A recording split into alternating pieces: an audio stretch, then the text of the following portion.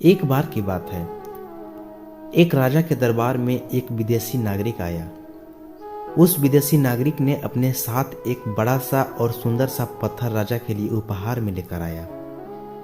राजा उस पत्थर को देखकर बहुत ही प्रसन्न हुआ और अपने महामंत्री को भगवान की शिव की प्रतिमा बनाने के लिए आदेश दिया।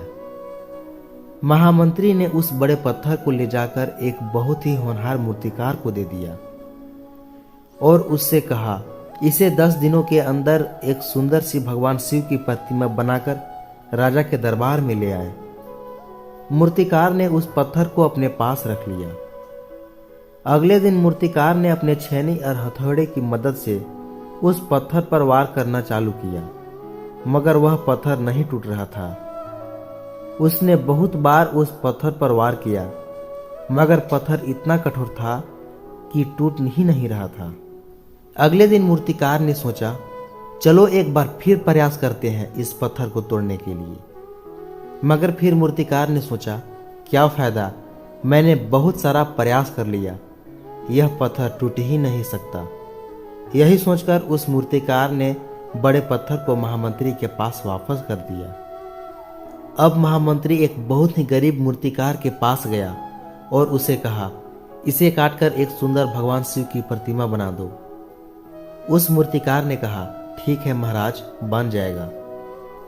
उस गरीब मूर्तिकार ने अपने छेनी और हथौड़े की मदद से उस पत्थर पर एक वार किया। पत्थर एक बार में ही टूट गया और उस गरीब मूर्तिकार ने कुछ ही दिनों में उस पत्थर को काटकर एक सुंदर सी भगवान शिव की प्रतिमा बना दिया और महामंत्री को सौंप दिया। अब वह महामंत्री सोचने लगा कि अगर पहले वाले मूर्तिकार ने एक बार और अंतिम प्रयास कर लिया होता तो शायद मूर्ति को बना देता। मूर्ति बनने के बाद महामंत्री ने उस गरीब मूर्तिकार को 100 सोने के सिक्के दिए, जिससे वह अपनी जरूरत चीजें को पूरा कर लिया और खुशी खुशी अपना जीवन यापन करने लगा। इस कहानी से हमें यही सीख मिलती है कि हमें हार नहीं माननी चाहिए और लगातार प्रयास करते रहना चाहिए, क्योंकि हो सकता है कि अंतिम प्रयास ही सफल हो जाए।